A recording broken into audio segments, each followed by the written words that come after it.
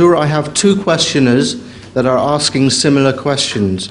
The first is Edney Boston Griffiths, who is a medical student from Sierra Leone. Where is he? Yes.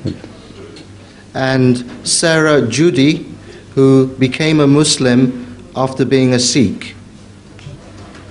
Where is he? She. Acha.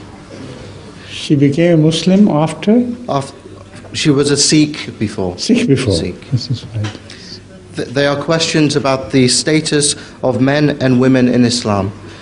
So the first question is, why is there separation between men and women? There is no separation between men and women.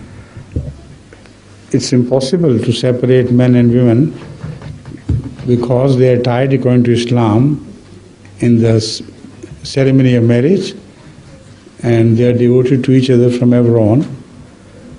So there is no separation in that sense.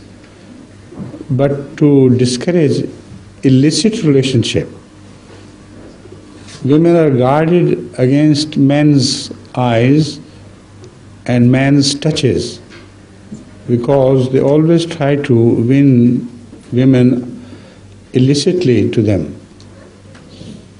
So women are protected from men. Men are also protected from women.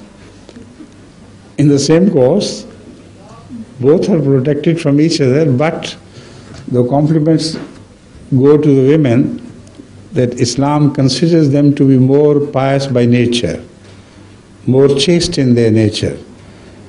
And the same, unfortunately, cannot be said about the men of any age.